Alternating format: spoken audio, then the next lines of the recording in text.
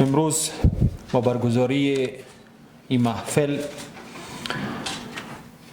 و با شعار محو پولیو در افغانستان، کمپاین تطبیق واکسین پولیو را در 32 ولایت افغانستان وزارت صحت عامه به همکاری مؤسسات همکار به شمول WHO، یونیسف و تمام شرکای GPI در سطح کشور آغاز میکنه. در ظاهر کمپاین پولیو، چکاندن قطره واکسین پولیو و یا زرق محلولش در بدن کودکی است که امروز با لب خندان به طرف ما و شما نگاه میکنه، اما کوچکترین کوتاهی در این امر حاصلش یک نسل فلج، یک خانواده فلج، یک قشر فلج در گوشه و کنار از وطن در سالهای آینده خواهد بود. میلیون ها دلار در سالهای گذشته و اکنون صرف کمپاین های پولیو در افغانستان میشه. افغانستان و پاکستان من جمله دو کشور است که متاسفانه هنوز هم چرخش فعال ویروس پولیو در این دو کشور مشهود است. در افغانستان به نتیجه سعی و تلاشی که در سالهای گذشته شد، در سال 2016 وزارت صحت عامه توانست که خود نزدیک بسازه به محو کامل این ویروس در افغانستان، ولی متاسفانه به دلیل گسترش ناامنی ها، مشکلات در درون پروگرام، انتشار ویروس از آن طرف مرز به افغانستان، د پولیو ویروس څرخه متاسفانه افغانستان کې فعال وساتل سو او د کورونا پاندمی په ترڅ کې په بده هیله په متاسفانه بدو شرایطو په ترڅ کې په داسې وضعیت کې چې موږ کورونا سره لاس او ګریوان وو، د پاکستان د پولیو دویم نوع ویروس یا تغییر شکل کړی ویروس افغانستان ته راغی او په 2020 کال کې د څو عمده دلایلو له کبله چې ناامني یو لامل دی، د کورونا د پاندمی له کبله د پولیو د واکسیناسیون د نه تطبیق کېدل بل لامل، او څنګه چې ما یاد کړی پروګرام کې د بعضو خلاو له کبله موږ 50 د پولیو د اول نوع کیسونه درلود او تقریبا 310 کیسه د پولیو دویم نوع کیسونه په افغانستان کې درلود چې تر ټولو نه په داتیرو اخیرو کلو کې زیات ثبت شوی دی.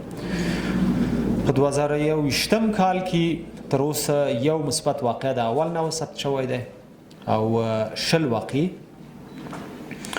20 واقع است، درست است؟ درویش واقع چې آخرین آمار دی د دویم نوینه افغانستان کې متاسفانه تر اوسه ثبت شوی دی. یعنی په تیر کال کې حدوداً 360 افغان بچیان فلج شوي دي او تر اوسه هم 40 نور افغان بچیان فلج شوي او دا 40 کورنۍ به ورنه تر اخر د عمره رنځ وړي.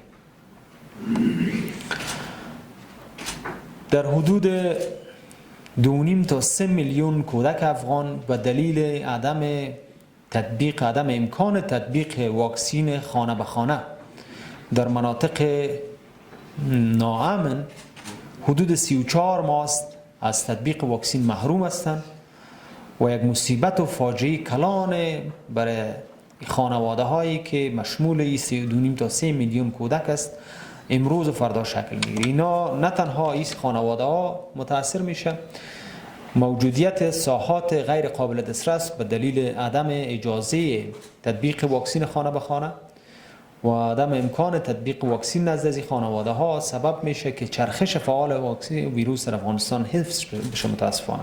و آنچنانی که ذکر کردم انتشار ویروس از آن سوی مرز از پاکستان به افغانستان یک چالش دیگه است که ما در نوع دومش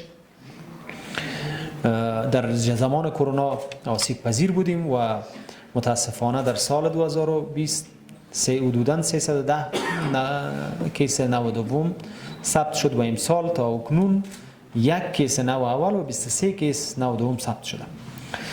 چند تا پیام واضح داریم در این روز.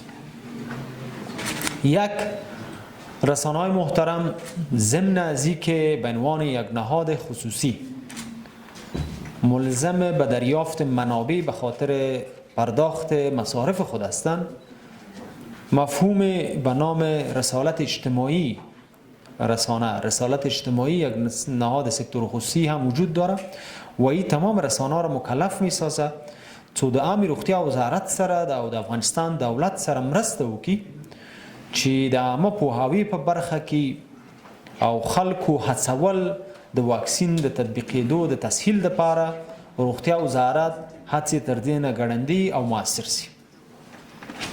پولیو ویروس هر کور ته رسي، دا نه پښتون پیژني، نه تاجک پیژني، نه ولایت پیژني، نه جغرافیا پیژني. عیناً کرونا ویروس چې موږ چیغې وهل چې دا هر کور ته رسي، پولیو ویروس هم رسیږي.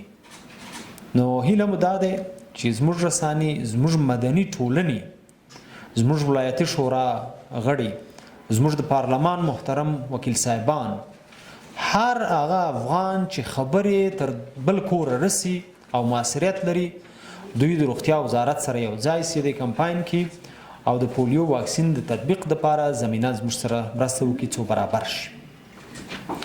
د دولت پر مخالفینو باندې مې غږ دا دی چې روغتیا وزارت یو غیر سیاسي او بیطرف سکتور ده. ډاکټر د پاره، نرس د پاره، قابله د پاره د افغانستان ټول وګړي، ټول هغه انسانان چې دلته ژوند کوي، موږ ته یو شان ارزښت لري. زموږ لید د دوی په اړه یو ډول ده. خدای نه کرده هر هغه افغان او هر هغه اوسیدونکی چې په دې جغرافیا کې ژوند کوي وخت چې درملنې ته اړتیا لري، موږ نو به لیبل ورباندې نه پرېږدو چې دا د کوم ډلې ده. زموږ دپاره، د دې وطن دپاره، د دې ملت دپاره، خپل د بچیانو دپاره، د خدای دپاره، د قرآن دپاره د روغتیا وزارت سره مرسته وکړئ څو دغه واکسین کور پر کور ماشوم ته ورسي. زړه مې هغه بیچاره ماشومان ته سوځي چې دا 4 میاشتې کېږي چې دوی د واکسین د تطبیق نه محروم دي. هغه بیچاره ماشومان فلجیږي. دوی به د وطن کې جګړه به ختم شي، سوله به وشي، خو دا فلج ماشومان به برته روغ نشي. دا تاریخ خاطره به تر کلونو تر لسیزو به د کورنیو کې د وطن کې به پاتې سي. هیله مو دا دی چې د سولې مذاکرات انشاءالله مثبته پایله ولري، خو د دې ترڅنګ هم د افغانستان د سولې مذاکراتي هیئت نه غوښتنه دا ده او هم د افغانستان د مخالفین دولت د مخالفینو او د طالبانو نه غوښتنه دا ده چې د روغتیا سکتور سره مرسته وکړي څو د واکسین په تطبیق کې موجوده خنډونه موږ خپل مخې نه واخلو او هر ماشوم ته چې هر ګوټ کې د دې وطن کې ژوند کوي، هر کورنۍ او هر پلار مور پورې چې اړه لري، موږ د دې توان ولرو چې په عادلانه ډول او په مساویانه ډول هغه د واکسین خدمات دوی ته ورسو. پیامی که برای همکارای و کارمندای ملی و بین المللی دارم، ضمن از اینکه از تلاش تمام واکسیناتورایی که کارمندایی که در خط مقدم تهدید امنیتی را، تهدیدهای جنایی را، مشکل گرمی و سردی هوا را، دوری از خانواده را متحمل میشن، به دورترین قریه، به دورترین کنج از وطن میرن. ما را در قسمت آگاهی عامه، در قسمت تطبیق واکسین و او تعداد دوستایی که در کابل و در ولایات هم در دفاتر دولتی و هم همکارای بین المللی ما که با تحمل تمامی ناملایمات اینجا همراه ما کار میکنن، از تک تک شما مخصوصا کارمندایی که در خط مقدم است تشکر میکنم، دستتان میبوسم. خداوند شما را خیر بده.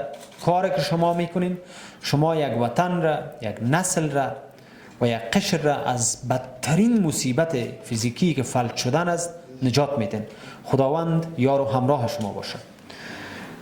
از دید اداری و عملیاتی، ضمن از اینکه در سکتور صحت عامه افغانستان و در پروگرام پولیو ظرفیت‌های بسیار ویژه ایجاد شده، امکانات بسیار خوبی ایجاد شده، سیستم‌های بسیار خوبی ایجاد شده، اما هنوز هم میان آنچه توقع جامعه، توقع رسانه، توقع دولت و توقع وزارت صحت عامه است و آنچه انجام میشه فاصله وجود داره. هم در بحث شفافیت، هم در بحث حسابدهی، هم در بحث پاسخدهی و هم در بحث موثریت و مثمریت مصارف منابعی که به پولیو میآید حرفای جدی وجود داره که نیاز به بهبود داره. خوشبختانه اخیراً به اثر حمایت و هدایت مقام عالی ریاست جمهوری و طرحی که وزارت صحت عامه روی دست گرفته، میزان هماهنگی و حسابدهی و گزارشدهی بین وزارت صحت عامه و مؤسسات همکار ما به شمول یونیسف و WHO بهبود یافته، ولی راه دراز پیش رو داریم تا آنچه که ما به عنوان توقع معقول و منطقی دولت افغانستان و کودک افغانستان مطرح کردم به او برسیم. وزارت صحت عامه با همکارای بین‌المللی خود روی یک چارچوب حسابدهی متقابل کار میکنه. انشاءالله با تکمیل شدن این سند و تعریف مشخص نقش و مسئولیت ها و صلاحیت های شرکای برنامه به مراتب موثریت افزایش خواهد یافت. اما این به این معنا نیست که ما از کارکرد و دستاوردهایی که تاکنون تمام نهادهای ذی دخل در بحث پولیو داشتن انکار کنیم. دولت افغانستان و وزارت صحت عامه افغانستان باورمند بر است که بعد از 20 سال همکاری نهادهای بین‌المللی حال در وزارت صحت عامه و در نیروی انسانی افغان او ظرفیت لازم ایجاد شده که قسمت زیاد از مسئولیت‌های را که مؤسسات بین‌المللی همراه ما همکاری میکرد در تطبیقش او را افغان‌ها عهده‌دار بشن و شانه‌های همکاری بین‌المللی ما سبکتر بشن. یک مبحث دیگه است که در این چارچوب حسابدهی متقابل شامل شده. رسانه ها ضمن از این که در بحث حساب ده ساختن وزارت، در بحث آگاهی عامه نقش اساسی دارن، نقش یک چشم ناظر بی‌طرف را هم دارن. ما را کمک کنین رسانه های محترم با گزارش های تحقیقیتان، با شواهد عینی که تولید میکنین، ما خلاهای عملکرد خود را مخصوصا در بحث پولیو شناسایی کنیم و در قسمت اصلاح از او اقدام کنیم، ورنه هر کودک افغانی که فلج میشه به دلیل عدم دسترسی به واکسین پولیو، گناهش و مکلفیتش هم از دید اداری، هم از دید ارزشی و هم از دید دینی بر عهده تمام او کسایی است که به نحو مستقیم یا غیر مستقیم در اصلاح چالش نقش داره. اولین و کلانترین مسئولیتش بر عهده ما به عنوان مسئول سکتور صحت عامه است. پس ما وقتی که با پرسنل خود، با مؤسسه همکار خود به صورت جدی صحبت میکنین، بفهمین که اونمو بار وجدانی و ایمانی و اداریش به روی شانه‌های مسنگینی میکنه، ورنه ما با هیچ فرد و با هیچ عزیزی مشکل فردی ندارم. امیدوار هستم که با یک کار همگانی و جمعی مش په دې وتوانیږو ان شاء الله چې د واکسین د پولیو واکسین د پوشش سطح تر دې نه زیات کو. هغه بیچاره او غریب کورنۍ وته چې د ټول ژوند سرمایه د ماشوم دی، د تمرسته وکړو څو ماشوم یې د فلجیدو نه وژغورو. رسانیو ته، مدني ټولنو ته او خپل ملت ته او خپل دولت ته دا اطمینان ورکو چې هغه پیسې او ډالر چې د وطن ته رسی هغه به افغانانو ته په شفاف، مؤثر او په یو منظم ډول مصرفیږي او خپل بین المللي همکارانو په یو معقول ډول د کار زمینه برابر او د دوی د سرشندنو د منابعو نه مننه وکړو.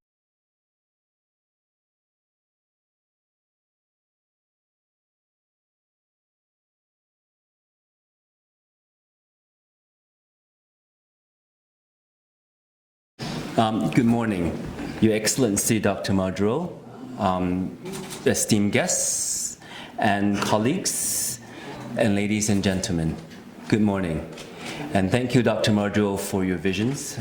I think it's something that we all share with the Ministry of Public Health as well as the international partners. So thank you very much for that. When I think about my childhood, some of my best memories are running around chasing with friends and riding a bike. On my recent visits to Kandahar, I met a boy who also shared the same memories. Unfortunately, his memories ended and there's no further pleasures for him. Many Afghan children suffer from polios, will never experience such simple moments of joy like riding a bike or running and chasing with friends. For so many, children will be a little less colorful, smiles will be a little dimmer, friends will be harder to make, school will be harder to go to, and future will be just a little bit more difficult for these boys and girls. Afghanistan and Pakistan are the only two polio endemic countries left in the world. A victory against polio for Afghanistan will be a victory for the world. It will bring us much closer to a polio-free world. We owe this not only to the boys and girls of Afghanistan, but to children around the world. The mission is tough. Our task is very difficult. But the polio program has the tools, the experience, and the resilience to defeat polio. With the launch of the second national immunization campaign of the year, we are now one step closer to that goal. The 5-day campaigns will target 9.6 million children under the age of 5 across the countries, except for the few areas that are extreme weather conditions and security-related access restrictions. Despite all the progress we have made, the polio program still faces many challenges that threaten the gain that was made so far. While the program has found ways to deliver campaigns during the pandemic, internal challenges such as lack of access, insecurities, ban on house-to-house campaigns, and refusal remains to be key hurdles. The ban on house-to-house vaccination is especially concerning that it has led to immunity gaps due to the limits of ability to reach these children for extended period of time. This has contributed to an increase in polio cases across the countries, especially CVDPV type 2 cases. Sustained immunity gaps occur in these hard-to-reach access areas undermine the entire polio program by harboring the polio viruses and continuing its spread. Under the leadership of the Ministry of Public Health, international partners, including WHO, remain confident in the program's time-tested ability to adopt, to innovate, and to continue efforts to end polio. Afghanistan has a strong polio eradication strategy, so we really believe in that. And partnerships have managed to stop all indigenous polio strains in the past and has the ability to do it again. But the chain of transmissions can only be broken by working together. We emphasize the importance that all parties respecting of neutrality of the polio programs and allowing humanitarian access to ensure that all girls and boys in Afghanistan everywhere get vaccinated. We need intense and joint efforts to engage every discipline of our society. Everyone who is sitting here and everyone working in the field is playing an important role. Every government workers, every civil society organizations, every journalist, teachers, mullah, imam, religious leaders, every community and every parent. Everyone must come together to vaccinate every child, reach every communities, every village and settlements, respective of political, cultural, tribals, and religious affiliations. We've been saying this a lot. The last mile is undoubtedly the most difficult mile. We know that we are on the right track and we have to keep our eyes on the goal. Afghanistan can and will end polio for the world, so let us work together, keep our neutralities, work on all layers of society, and achieve our goals together. Thank you very much.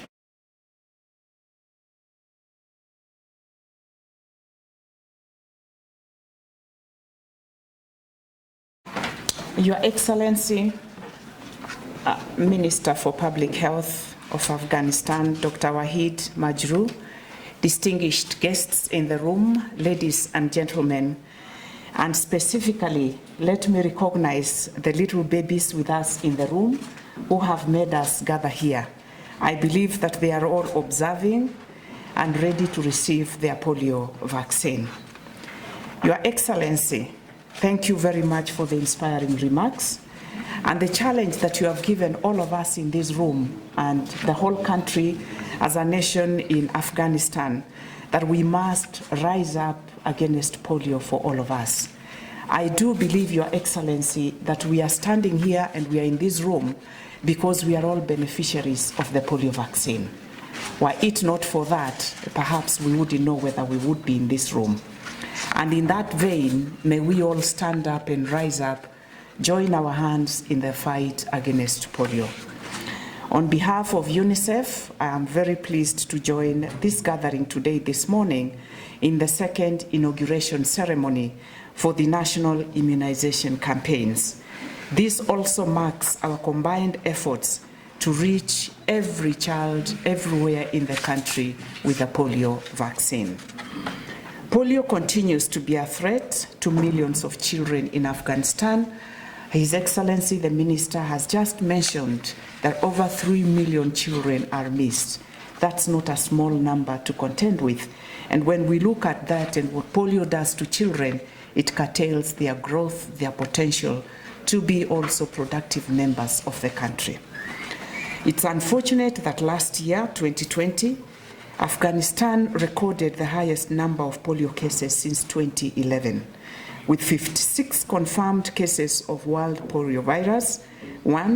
In the same year, an outbreak of type 2 poliovirus occurred, affecting 308 children. As of March 2021, this has reduced 1 case of wild poliovirus case and 23 type 2 cases have been reported in the country.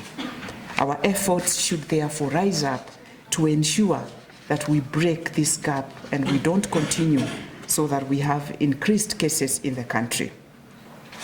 Your Excellency, ladies and gentlemen, let me pause for a second here and picture these 388 girls and boys who have been paralyzed.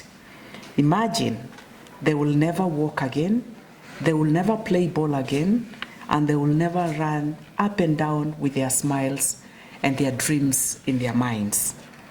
Ladies and gentlemen, this is a devastating state for them, and we believe that in their own little minds, they live a life of a burden that they carry in their hearts. And therefore, let's look at them from that angle and do all that we can so that we can prevent the effects of polio on children. Setbacks are part of the polio eradication plan and should not wear us down.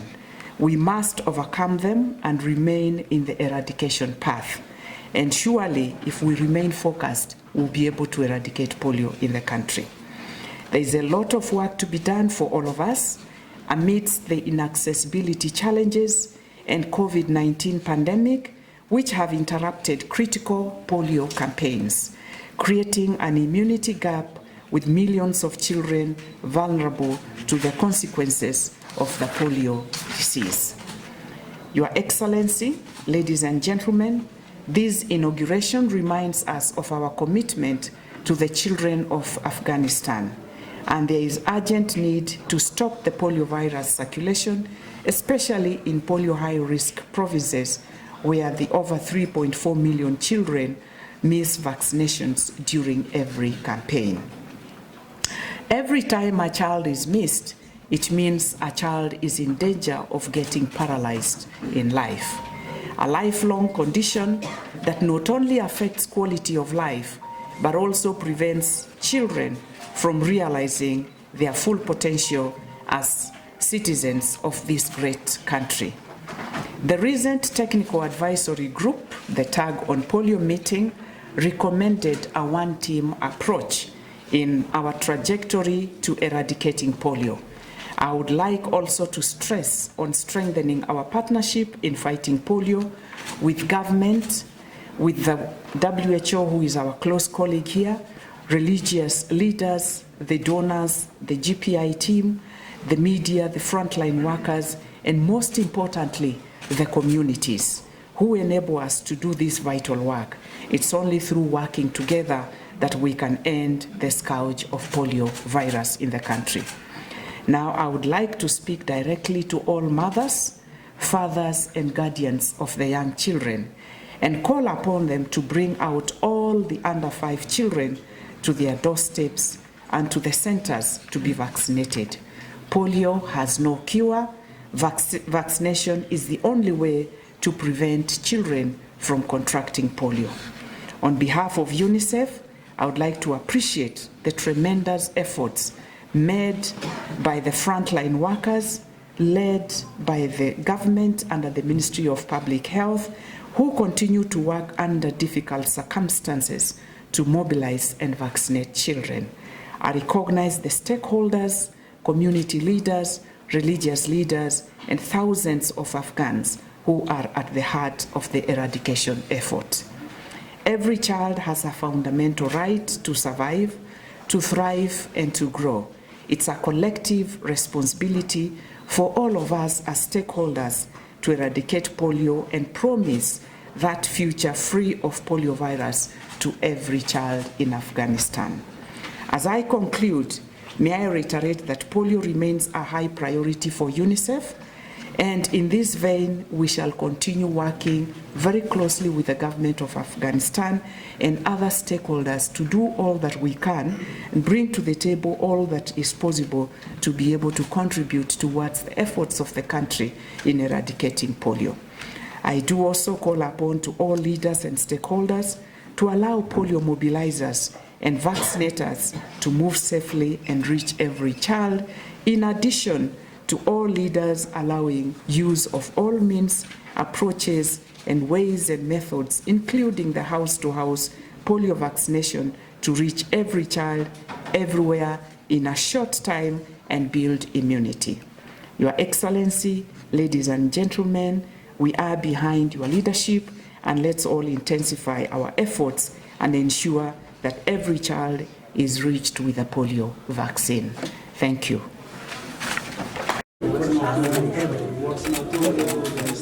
Oh, okay. Sorry.